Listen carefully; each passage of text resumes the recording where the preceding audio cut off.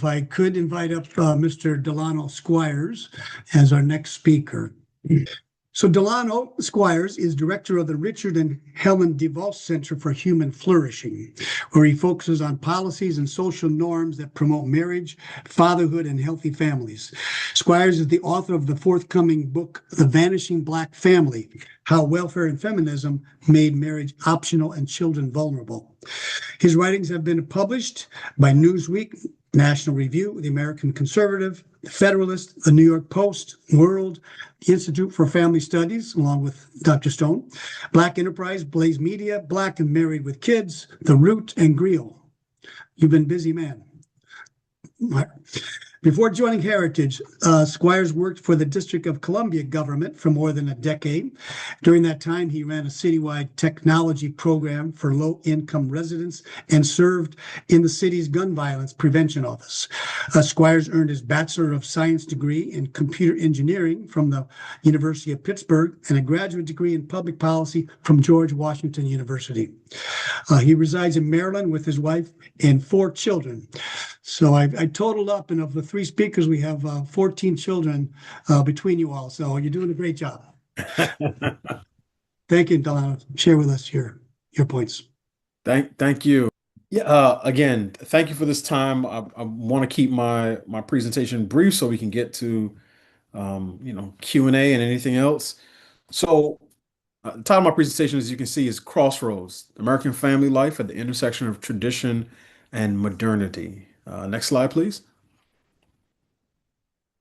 So let me, going after the first 2 speakers is somewhat intimidating because they've covered a lot of ground. So let me say something to sum up what we've heard so far and what I'll share in the next few minutes. And simply this, America's marriage model has changed from early and often to less and later over the course of the last 60 years. And what I mean by that is this.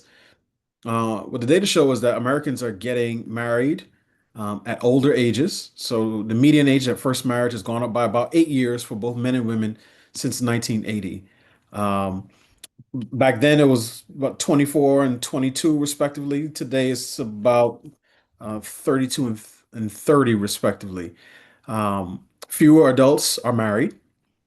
So we've seen a precipitous decline in marriage for adults. Married households are no longer the norm. So in I believe 1970, close to about 75% of American households were comprised of a married couple. Today it's about 47%. Now, as we've discussed, fertility is down, so fewer children are being born, but more children are being born outside of marriage. So in 1965, the non-marital birth rate was about 8%. Today it's 40%. So 40% of American children are born to unmarried parents today, and about a quarter live with a single parent, which is the highest rate in the industrialized world. More couples are cohabiting. In fact, in 2022, 1 in 5 new home purchases were an unmarried couple purchasing a home together. And then what we find is that marriage and family are just no longer priorities. This is according to survey data where people express their attitudes about the relative importance of getting married and having children. So next slide, please. So again, I just have a few graphs to confirm what it is that I said. And again, we can see that the share of adults who are currently married has been on a steady decline since the 1960s. The only group that's held steady, and the data for them doesn't go back as far as 1960, are Asian American families. Everybody else has been on decline. Next slide, please. And as I said, age of first marriage has gone up. So you have fewer people getting married, and when they do get married, they wait longer and longer to do so. Next slide.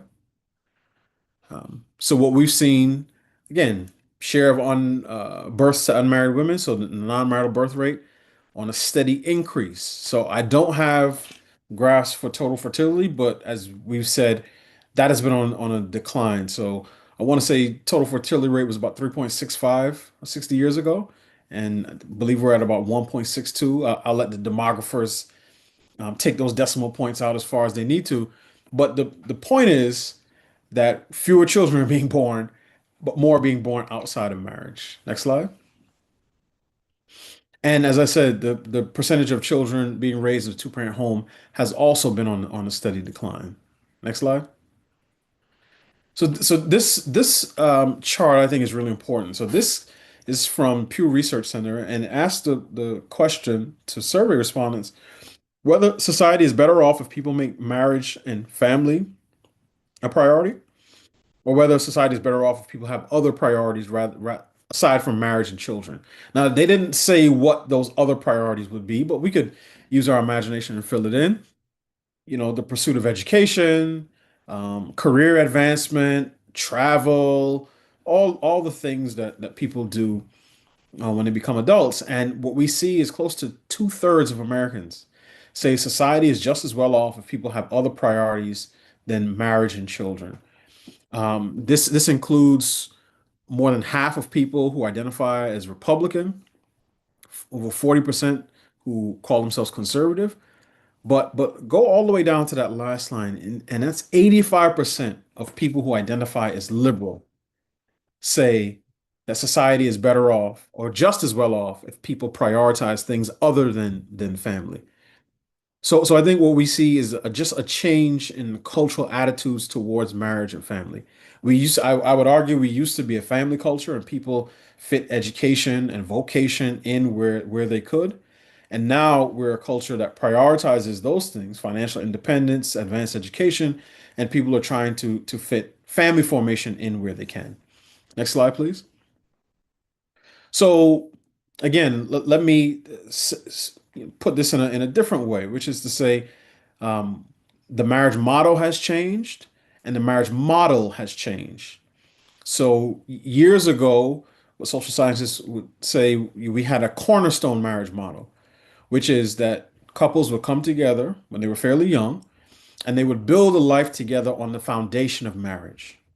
And now what we have is a capstone model where couples wait until they finish their education, bachelor's degree, master's degree, or even further, until they are much more stable in their careers, until they've traveled the world, purchased homes, and then they say, okay, I'm ready to get married at a later age. That's the capstone model. Now, if the United States continues on our current trajectory and we get to where Spain is, where I believe the average age of first marriage is about 37 for a man and 35 for a woman, at that pace, eventually societies will get to the tombstone model, which is when people get married with more life behind them than they have in front of them. And you can imagine what that would do for total fertility rates. Next slide, please. So why is this important? Well, it's important because um, families are important, because children are important. And children are the lifeblood of their families.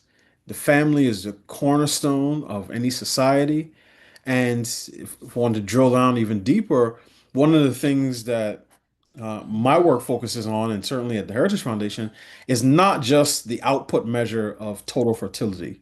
It's also about ensuring that more children are raised in a married two-parent home. And what we argue is that children have a right to their parents because the act of creation comes with an implied obligation towards stewardship. And that right is best exercised in a loving, low conflict home with a married mom and dad. And what we see is that children who are raised in that environment have better outcomes on a range of social and economic output measures than children who are raised in a single parent home. So that's better grades, less, all things being equal, better grades, less trouble in school, less likely to end up in poverty when they're raised by their married biological parents. So that's why focusing on marriage and family formation matters so much because it matters for the safety and stability of children. Next slide. So the question is, well, how did we get here? Um, there are a number of complex factors, but let me boil it down to two things. And I will list these two things because every change in family formation patterns and family dynamics, I would argue, is dependent on changes in one of at least three fundamental factors. That's you have men, you have women, and you have the institution of marriage. So I'm looking at things that destabilize or disrupt or distort one of those three factors. And what we see in the 1960s, at least in the United States, is that in the mid 60s, you have the rise of two major cultural shocks that interacted with one another in such a way to destabilize the home. One is the rise of big government liberalism, or the expansion of the welfare state. What you saw in 1950, I'll put some numbers to this. In 1950, social welfare spending was about $1 billion, right? By 1985, it had ballooned to about $62 billion. And what the expansion of welfare and in many respects the recruitment of low income unmarried mothers onto welfare did is sent a cultural signal that men are no longer the ultimate are no longer ultimately responsible for the children that they create and bring into this world. Um, the government, I'll say just Uncle Sam for the sake of argument, Uncle Sam assumed the role of husband to millions of women and father to millions of children, starting in the 1960s. And at the same time, you have the rise of second wave feminism, which was beaming out to women through the academy, through media, through protests, the idea that femininity is weak, masculinity is toxic, marriage is oppressive, the home is a prison, and children are a burden. Now, again, that's big picture. There were many things going on at that time. You had changes to reproductive technology. You had the advent of the pill.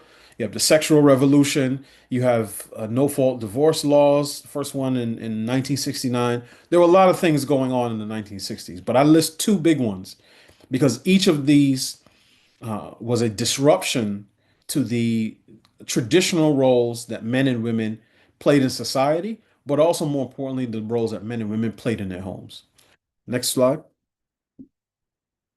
Now, unfortunately, we still have trouble when it comes to the relationships between men and women. And in order to reverse some of the trends that we've talked about, we're going to have to deal with problems on both sides of the political aisle. So on one side, on the far left, let's say, you have your radical feminists who are hostile towards marriage. They tell their camp that a woman should not get married. It's a bad deal. She's going to give up her independence. She is going to subject herself potentially to an abusive or an adulterous male. And she's much better off if she just focuses on her education, her career, and financial independence.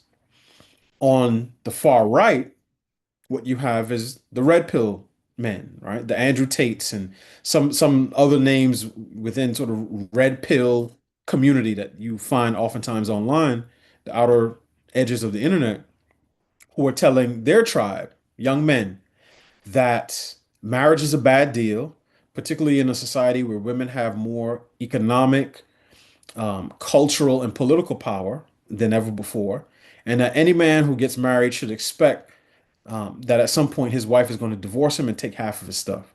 So if you really want kids, just have kids. Don't worry about getting married. Just focus on your education, your career, and financial independence. So this is the horseshoe theory of family formation, which is the far left and far right are both preaching to their respective tribes that the traditional way of forming a family is no longer beneficial to them. And that is one of the things that we're going to have to contend with. Next slide, please. But there's another thing. And I would say that this is, in many respects, on the political right among conservatives, which is the idea that pro-natalism is enough. And as I said, 40% of American children are born out of wedlock.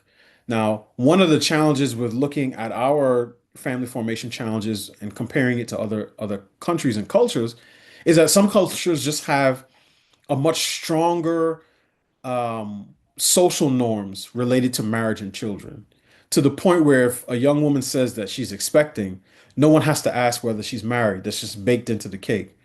That is not the case in the United States.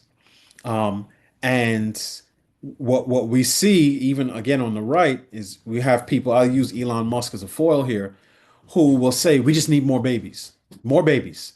And I'm sure he would say that he's doing his part with at least 14 children. But 14 children with your wife is different than 14 children with four or five or eight or 10 different mothers. And this goes back to the point I made in terms of kids needing both parents. Because it's one thing to say that your dad is a billionaire, but when you see one of your half siblings is always with him and gets all the attention, and you barely get a mention in public, that can create problems, behavioral and emotional challenges for even the most well-resourced child. So the focus here should be on promoting marriage, not just promoting more children as an output measure. Next slide, please. And another challenge is just our young people are facing enormous pressures, many of them coming from online. Right? When many of us were growing up, you just had to deal with the people in your school, right? The bully in your class or in your neighborhood. Now children are being exposed to the entire world on the internet. And what we see is that more kids are reporting that they don't enjoy life. So children who don't have any responsibilities to take care of a family or a home are reporting greater levels of depression than their grandparents once did several generations ago. So this is something that we're going to have to deal with, not just with Gen Z, but with Gen Alpha, because young people who don't think that life is enjoyable and don't enjoy living, basically, are going to have a hard time forming healthy and productive families. Next slide, please. So how do we move forward? I would bring our attention to five things, and these are sort of top line recommendations from the Heritage Foundation's recent family policy report. One is to stop punishing family formation. So you've heard some of this before, which is remove government created barriers that discourage marriage and family growth, right? These could be it's like eliminating welfare marriage penalties and welfare and tax programs, making welfare benefits transparent and holistic so that families understand the real impact of marriage on their finances.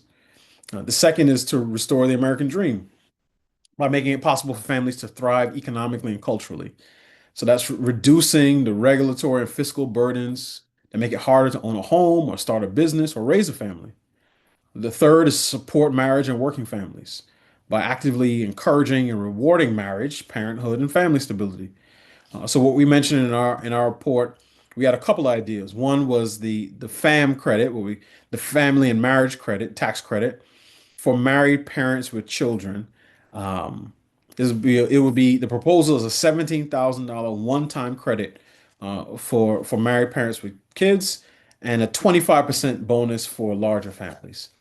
We also proposed what we called a new early wed starters trust, or NEST for short, which would build on the idea of the Trump accounts, but instead of $1,000, it'll be $2,500 when a child is born. Which again you can contribute to that account, and then with compounding interest, obviously, when that child gets to a certain age, if the child marries and who would now be an adult marries before the age of 30, they would be able to take a distribution on that money. So if you have two kids, let's say born the day after this is passed, who get married at 28 years old, they would be looking at about $35,000 for when they get married that they can use on a down payment or a very expensive honeymoon if they so chose. But this would be about encouraging young people to start families in their sort of prime fertility years. Fourth is to spur cultural and civic renewal by rebuilding the cultural foundations that support family life. So this speaks to the idea that religious and civic institutions really help provide the cultural infrastructure for supporting married families. This could also take the form of public awareness campaigns and education that highlight the benefits of marriage and family. And then finally, we propose adopting a whole of government approach by aligning all federal agencies and policies to consider their impact on families. So that will require every federal agency to assess how its policies affect marriage and family formation, and make family impact a key criterion in grant making, regulation, and program evaluation. Next slide. And all of this is about keeping the mission in mind, right? So what we are thinking about is not just the individual cell, the nuclear family, what we call it. I think the goal is multi-generational family success. And one of the reasons that we should focus not just on the success sequence, right, which is marriage before baby carriage, but also the success timing is because if I get married at 37 years old and I have a son, my first child at 40, and I have a son, and he follows in my footsteps, married at 37, first kid at 40, I become a first-time grandfather at 80 years old, which is past the average life expectancy for an American male. So part of emphasizing the timing aspect of the family formation is so that children have the benefits of being able to learn from their grandparents, and grandparents have the benefit of being able to enjoy life with their grandchildren. And I think this model, the intergenerational model, is really the ideal that we should be shooting for. Thank you for your time. Okay, thank you, Delano. That was exceptional. We appreciate that. You know, not totally surprised, but the focus has really come down to marriage, even though we're, talking about economics and the instability that the fertility crisis could bring to our economy. So there are some questions we could follow up on that. One economist that I want to just bring up to here, kind of summarize what we've said, that there's been 150 years of a decline of the economic value of having kids. We're no longer an agricultural society, we're industrial. We have Social Security and other things to take care of people when they get older rather than relying on their children.